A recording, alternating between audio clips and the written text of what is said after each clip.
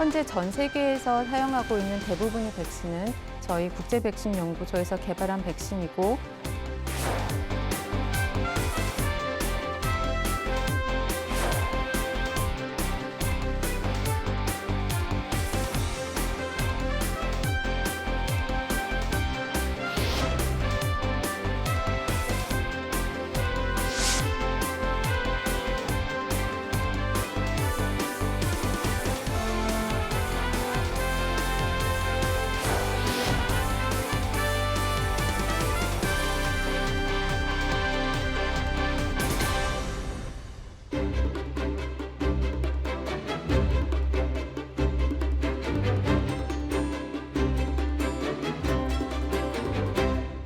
안녕하세요. 저는 국제백신연구소에 근무하고 있는 김재욱이라고 합니다. 제가 근무하고 있는 국제백신연구소는 유엔이 설립을 추진하였고 우리나라의 본부를 둔 최초의 국제기구입니다. 현재는 유엔 산하가 아닌 독립적인 국제기구로 활동을 하고 있고 42개국이 회원국이 있습니다. 백신의 항원 발굴부터 생산, 공정 개발, 그리고 임상 연구, 그리고 감염병의 역학조사까지 전 세계에서 연구가 진행이 되고 있으며 대표적인 성과로는 콜레라 백신을 들 수가 있겠습니다. 현재 전 세계에서 사용하고 있는 대부분의 백신은 저희 국제백신연구소에서 개발한 백신이고 최근 장티푸스 접합 백신도 허가를 받아서 공급이 이루어지리라고 전망하고 있습니다. 우리는 코로나19를 겪었고 그리고 코로나19는 여전히 우리 곁에 남아서 계속 유행과 감염을 일으키고 있습니다. 이러한 신종 감염병은 동물을 통해서 동물이 보유한 병원체에 우리가 접촉함으로써 발생할 수 있고 그리고 교통이 발달하고 교류가 증가함에 따라 전 세계적으로 전파, 확산되는 속도 또한 매우 빠릅니다. 그렇다면 앞으로 다가올 미래의 감염병에 대해서는 우리는 어떻게 대응을 해야 할까요? 진단, 치료제, 백신이 모두 감염병을 대응하는 데 있어서 중요한 요소이지만 오늘은 백신에 대해서 말씀을 드리고자 합니다. 제가 앞으로 말씀드릴 내용 중에 병원체라는 내용이 많이 나올 텐데 이 병원체라는 거는 인간 또는 동식물에서 감염성 질환을 일으키는 원인 미생물을 말합니다. 바이러스라든지 세균, 박테리아, 진균, 원생동물 등에 이에 해당하고 백신은 이렇게 인체에 질병을 유발하는 그런 병원체에 대비하여 우리에게는 질병을 유발하지 않으면서 특정 병원체에 대한 면역 반응을 유도하는 물질입니다. 일반적으로 질병의 원인체인 바이러스나 박테리아 등을 약화시키거나 우리 몸에 해당 병원체를 기억하고 나중에 실제 감염이 발생했을 때 신속히 대응할 수 있도록 해줍니다. 즉 백신은 우리 몸의 면역 시스템이 병원체를 미리 인식하고 대비하도록 훈련시키는 역할을 합니다. 백신에는 여러 종류가 있습니다. 살아있는 그런 병원체 형태로 우리 몸에 투여를 하는 경우도 있고 균을 죽여서, 그러니까 불활성화시켜서 전체의 그런 균을 우리 몸에 접종하는 경우, 그리고 특정한 어떤 박테리아의 경우에는 그 박테리아가 내는 독소가 우리 몸에 해를 끼칠 경우 그 독소만을 분리해서 불활성화시켜서 우리 몸에 백신으로 사용하기도 합니다. 우선 처음으로 약독과 생백신에 대해서 말씀을 드리겠습니다. 약독과 생백신이라는 것은 말씀 그대로 병원성이 약화된 미생물, 바이러스나 박테리아를 함유한 백신을 말합니다. 천연두, 광견병, 그다음에 황열병 백신 이외에도 그런 소아마비 백신도 있고 그다음에 홍역 백신, 그리고 우리가 볼거리라고 얘기하는 이하선염 백신, 그리고 풍진 백신 등이 이에 해당하고요. 약한 병원체가 강한 병원체에 대한 면역을 제공할 수 있다는 것은 1790년대에 에드워드 제너가 과학적으로 증명을 하였습니다. 어느 한 소년에게 우두 접종을 한 다음에 몇 주 뒤에 다시 사람의 천연두 고름을 접종을 하였을 때 그 아이가 천연두에 걸리지 않는 것을 토대로 하여 이러한 약독과 생백신의 토대를 마련하였고 그 이후에 이 천연두 백신은 WHO가 이제 1980년에 천연두가 박멸되었다는 것을 발표하게 된 계기가 되었습니다. 그 이후에 1885년에 루이 파스테르와 에밀 루는 광견병 백신을 개발하였고 이때만 해도 이제 동물의 뇌에서 이제 바이러스를 연속적으로 배양을 해서 그렇게 약독화된 게 발견되면 이제 사람한테 투여를 하는 방식으로 사용이 되었는데 1937년에 막스 테일러가 살아있는 동물이 아닌 달걀을 이용해서 바이러스를 배양하는 방법을 이제 개발하게 되었습니다. 그래서 이 공로로 이제 막스 테일러는 1951년에 노벨 생리의학상을 받게 되었고, 이때부터 이제 뭔가 지금 현대적으로 백신을 생산할 수 있는 그런 계기를 마련했다고 할 수 있습니다.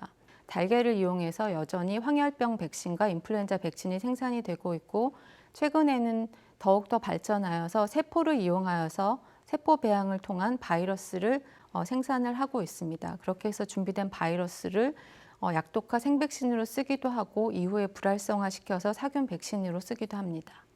이 사균 불활화 백신은 병원체를 불활성화한 형태로 우리 몸에 이제 접종하는 것으로 장테푸스 그리고 콜레라 백신 등이 이에 있고, 주로 항체 매개의 면역 반응을 유도를 하여서 이제 여러 번 접종을 해야 하고, 그리고 이제 면역 반응을 더욱더 증강시키기 위해서 어주번트라고 우리가 얘기하는 면역 보조제 또는 면역 증강제를 같이 투여하게 됩니다.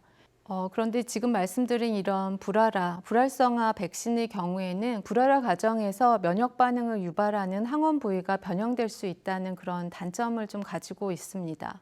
특히 소아마비 백신의 경우에 1955년에 좀 여러 가지 문제점이 있었습니다. 이 당시에 백신을 접종하였던 4만여 명의 어린이들이 소아마비라든지 그런 척수염 증상을 앓았고, 이 중에 50명은 영구 마비 증상을 겪게 되었고, 그리고 5명이 사망한 사례가 있습니다.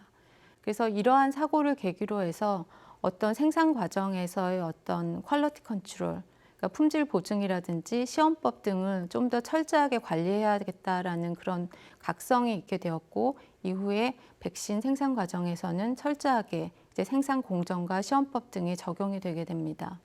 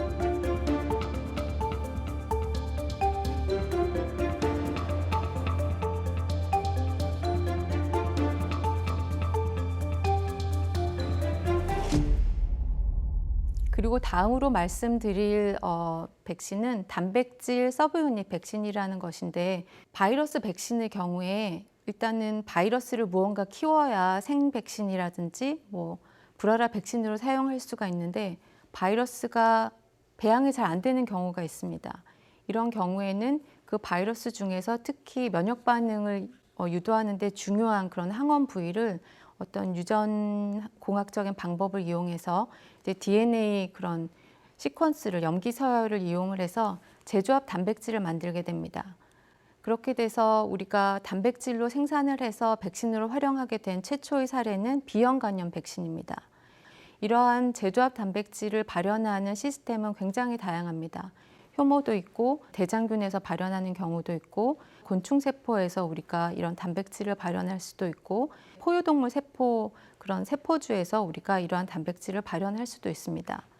그래서 대상포진 백신 같은 경우에는 예전에는 이제 생백신으로 사용을 하다가 그 대상포진 바이러스의 당 단백질, E라는 당 단백질을 제조합 단백질로 생산해서 우리가 백신으로 활용하기도 합니다. 그리고 코로나19 백신의 경우 노바백스에서 생산한 제조합 단백질이 있고, 그리고 우리나라 SK 바이오사이언스에서 생산한 백신도 이러한 제조합 단백질 서브유닛 백신에 해당되겠습니다. 그렇지만 이러한 단백질 같은 경우에는 단백질 자체만으로는 면역 반응을 충분히 유도하지 못하는 경향이 있기 때문에 어주번트라고 아까 말씀드렸던 그러한 면역 증강제를 첨가해서 같이 사용하기도 합니다. 그리고 바이러스 벡터 백신이라는 것이 있는데, 우리가 코로나19 때 얀센이라든지 아스트라제네카 백신이 여기에 해당되고요. 이제 바이러스 벡터를 이용하여 백신 항원의 유전자 물질을 이제 숙주세포로 전달을 하고, 이후에 이제 항원이 단백질 형태로 발현되어서 면역 반응을 유도하는 그러한 형태의 백신이 바이러스 벡터 백신이 되겠습니다. 그리고 핵산 백신이 있겠는데요. 핵산이라 하면 DNA와 이제 RNA를 우리가 생각을 할 수가 있겠고, DNA 백신의 장점은 일단 DNA 자체는 굉장히 안정하다는 거. 그렇지만 이것이 우리 몸에서 단백질로 발현되기 위해서는 세포질이 아니라 세포의 핵까지 들어가야 되기 때문에 주사를 놓고 나서 전기 충격을 가해야 되는 그런 추가적인 그런 도구가 필요합니다. 그리고 우리가 코로나19 때도 우리가 많이들 맞으셨죠. mRNA 백신 같은 경우에는 굉장히 mRNA 자체의 그 안정성이 떨어지기 때문에 지질 나노 입자 같은 그런 특별한 제형이 필요합니다. 그래서 이거 같은 경우에는 좀 고비용이 발생하게 되겠고, 그렇지만 우리가 겪었듯이 면역 반응은 굉장히 강력하게 유도할 수 있는 그런 장점이 있습니다.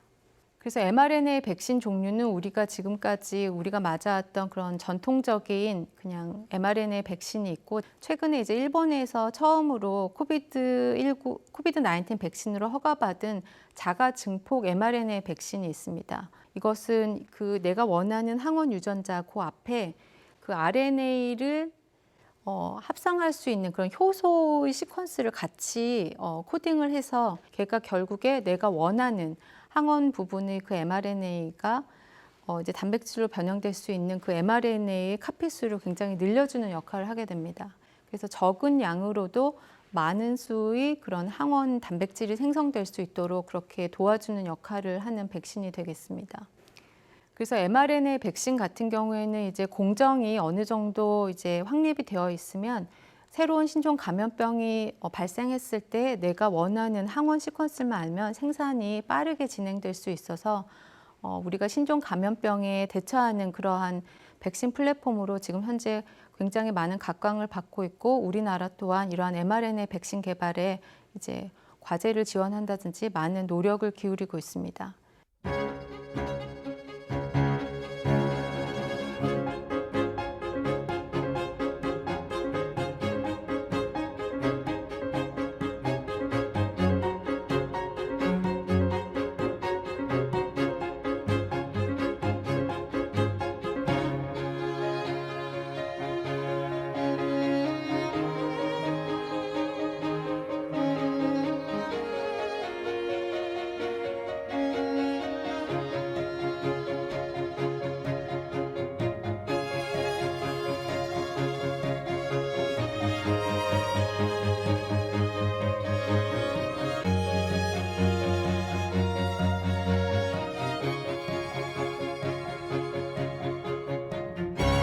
사실 백신을 맞으면 우리 몸에서 국소적으로 일단 염증 반응이 필연적으로 일어나게 되어 있고, 그것이 개인차에 의해서 굉장히 아픈 사람도 있고 덜 아픈 사람도 있고, 그리고 특별히 뭐 알러지 반응이 있어서 아나필락틱스 같은 쇼크로 나타나는 사람들도 있어서 이것을 참 예측해서 모든 사람의 경우에 예측해서 백신을 개발하기란 참으로 어려운 일입니다. 그렇지만 부작용 문제를 해결할 수 있는 방안, 뭐 예를 들어서 mRNA 백신 같은 경우에 지질 나노 입자라는 그런 심근염 부작용이라든지 이것을 개선하기 위해서 새로운 그런 지질 구성들이 연구가 되기도 하고, 지질 입자의 구성 성분을 이제 좀 더 개선하려는 그런 노력들도 계속되고 있고요. 면역 증강제를 사용함으로 해서 좀 더 강력한 면역 반응을 유도하는 쪽으로도 백신 개발이 연구가 되고 있습니다. 지금 저희가 접종했던 그런 코로나 백신 같은 경우는 SK 바이오사이언스사를 제외하고는 다 수입이었기 때문에 국내에서도 이제 mRNA 자체 백신 생산을 개발하고자 하는 움직임이 있어서 여러 연구비가 투입이 되고 있고, 저희 연구자들도 이제 연구에 이제 매진하고 있는 상황이고요. 그리고 아까 말씀드렸듯이 단백질 제조합 그 서브유닛 백신이라든지 mRNA 백신이라든지 이런 경우에는 항원의 구조가 굉장히 중요한데요. 요즘에는 AI 기반으로 이러한 구조를 설계를 해서 이제 실험적으로 증명을 해서 정말 괜찮은 아이가 이제 백신으로 개발이 되겠습니다. 그리고 코비드-19, 코로나19 바이러스 같은 경우에는 변이가 계속 일어나고 있기 때문에 우리가 지금 인플루엔자 백신 같은 경우에 계절 독감 같은 경우에는 매번 임상시험을 거치지 않고 올해 유행할 그런 유행주를 예측을 해서 백신으로 개발하게 되는데 지금 이 코로나19 백신 같은 경우에도 그러한 접근법으로 이제 진행이 되고 있습니다. 지금 코로나19 백신 같은 경우는 이제 거의 풍토병으로 자리를 잡았고 그렇게 인정을 하고 있기 때문에 앞으로 이제 인플루엔자 백신처럼 매년 유행지를 예측해서 매년 맞는 그런 독감 백신 형태처럼 갈 확률이 높고 그리고 이러한 코로나19 백신과 인플루엔자 백신을 동시에 같이 접종하고자 하는 그런 시도가 있습니다. 그래서 모더나 같은 경우에는 이런 인플루엔자 백신과 그다음에 이런 코비드-19 코로나 백신을 이제 혼합 백신으로 개발하는 그런 임상 시험을 진행한 바가 있습니다. 그리고 세균 백신에 대해서 더 말씀을 드리고 싶은데요. 이런 세균 같은 경우에는 워낙에 항생제 내성균주가 요즘에 발생을 해서 그것으로 인해서 세계적으로 질병 부담이 커지고 있기 때문에 이런 항생제 내성균주에 대해서 특히 굉장히 문제가 되고 있는 6가지 그런 박테리아, 대장균이라든지 황색 포도상 구균, 그다음에 클렙시엘라 뉴모니아, 그다음에 폐렴구균, 그다음에 녹농균 같은 이런 박테리아에 대해서는 백신을 개발하여서 그런 확산을 막고자 하는 그런 연구 움직임이 있습니다.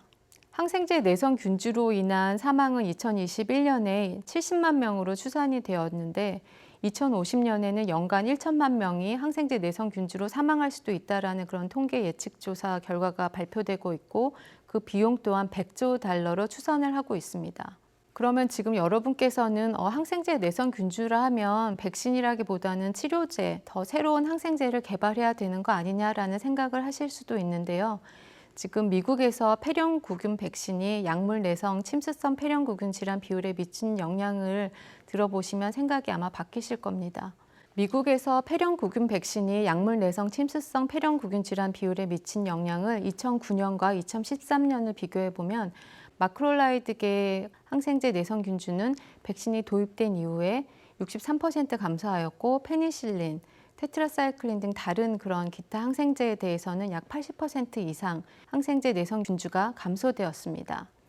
항생제 내성균주로 인해서 문제가 되고 있는 이런 세균에 대한 백신을 우리가 맞게 되면 결국에 우리는 그러한 세균에 대한 감염이 줄어들게 되고 그로 인해서 내 주변의 사람들도 보호를 받는 효과가 나타나게 되고 그리고 항생제, 우리가 지금 사용하고 있는 항생제가 충분히 사용될 수 있도록 시간을 벌어주고 그리고 새로운 항생제를 개발할 수 있는 시간 또한 벌어주게 됩니다.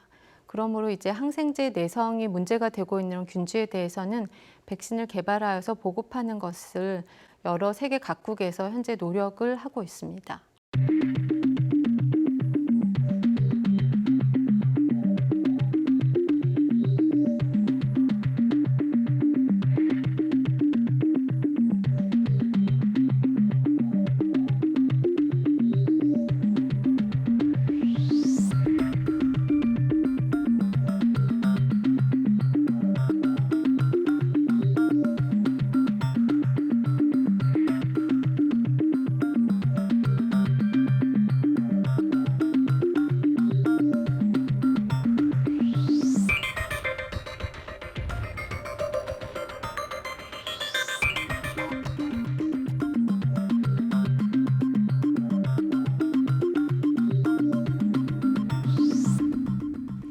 그리고 지금까지 말씀드렸던 이런 바이러스라든지 박테리아 같은 경우 이런 세계적으로 보고된 신종 감염병의 약 60%가 야생 및 가축을 포함한 동물에서 유래되었다고 보고가 되고 있고요. 지난 30년 동안 30개 이상의 새로운 인간 병원체가 발견되었고 이 중에 75%는 동물에서부터 유래했다고 합니다.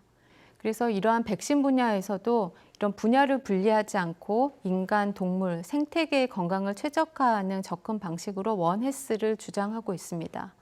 그래서 백신 개발 맥락에서의 원헬스 접근은 인수 공통 감염병을 예방하기 위해서 인간, 동물 및 환경 건강의 통합을 강조하고 있습니다. 그리고 세계보건기구에서는 전 세계가 우선적으로 대응해야 될 감염병 리스트를 이제 발표를 하여서 전 세계적으로 어떤 연구 개발을 이제 독려를 하고 있는데요. 우선순위 목록에 들어있는 그러한 그 질병들을 보면 크리미안 콩고 출혈열, 이거는 이제 진드기 매개의 그런 감염병이 되겠고, 에볼라 및 마버그 바이러스, 그다음에 라사열, 중동호흡기 증후군 코로나 바이러스, 우리나라에서도 2015년에 발생했던 그 메르스를 말하고요. 그리고 2000년대 초반에 발생했던 중증 급성 호흡기 증후군도 우선 대응해야 되는 그런 질병 목록에 포함이 되어 있습니다. 그 외에 우선순위 목록에 포함하려고 이제 고려했던 질병으로는 치킨구니아 바이러스라는 것도 있고, 그 다음에 중증 열성 혈소판 감소 증후군, 우리나라에서도 심심찮게 발생하고 있는 SFTS가 여기에 해당되고요. 그리고 수족구병을 일으키는 어떤 특정 바이러스도 우선순위 목록에 포함이 고려가 되었습니다. 그 이외에 최근 이제 아프리카 지역에서 많이 발생해서 전 세계적으로 문제가 되고 있는 원숭이 두창과 그리고 렙토스피라증도 이렇게 우선순위 목록에 고려가 되고 있습니다. 그리고 최근까지 그리고 지금까지도 우리를 괴롭히고 있는 그런 코로나19와 같은 신종 감염병이 앞으로 어떤 형태로 우리에게 찾아올지 모르는 상황입니다. 신종 감염병이 또다시 발생할 경우에 굉장히 많은 사람들이 맞는 그런 약물이 되기 때문에 특히 안전성이 최우선이 돼야 되고, 그리고 효능 또한 우수해야 됩니다. 그래서 이 백신이라는 것이 일단 백신 항원을 발굴하고 나서 그다음에 생산 공정을 개발하는 것에도 굉장히 많은 비용과 시간이 필요한 일이고요. 그리고 이렇게 임상 시험을 거쳐서 안전성과 그리고 면역원성을 평가를 해서 정말 효능이 있는지를 평가하게 됩니다. 그래서 임상 1상, 2상, 3상까지 거쳐서 이렇게 안전하다고 평가되고 그다음에 효능이 있다고 평가되는 이러한 백신을 우리나라 식약처와 같은 이제 전 세계 규제기관에서 이제 각국에 맞는 그런 규정에 따라서 이제 심사를 하고 허가를 하게 됩니다. 그렇게 해서 이제 우리한테까지 백신이 오게 되는 것인데요. 그런데 지금 제가 아까 말씀드렸듯이 그렇게 자가증폭 mRNA 백신이 코로나19 백신으로 일본에서 이제 허가를 받아서 생산이 되어서 이제 투여가 시작이 되었는데, 이제 가짜 뉴스가 막 횡행을 하는 거죠. 이 mRNA 자체는 워낙에 안정성이 떨어지기 때문에 결국 영구적으로 평생 가는 게 아니고 우리 몸에서 이제 제거가 되는데, 이것이 계속 바이러스가 생성이 된다라고 잘못된 그런 뉴스로 인해서 사람들이 백신 접종을 거부하는 그런 사례도 있다고 제가 최근 뉴스에서 봤습니다. 그래서 과학적 기반에 근거한 그런 사실에 입각해서 백신에 대한 올바른 이해를 하는 것이 중요할 것 같고요. 그런 백신에 대한 올바른 이해를 가지고 건강한 미래와 그리고 건강한 사회를 위해서 우리 과학자들도 열심히 노력하겠습니다. 이상 강연을 마치겠습니다. 감사합니다.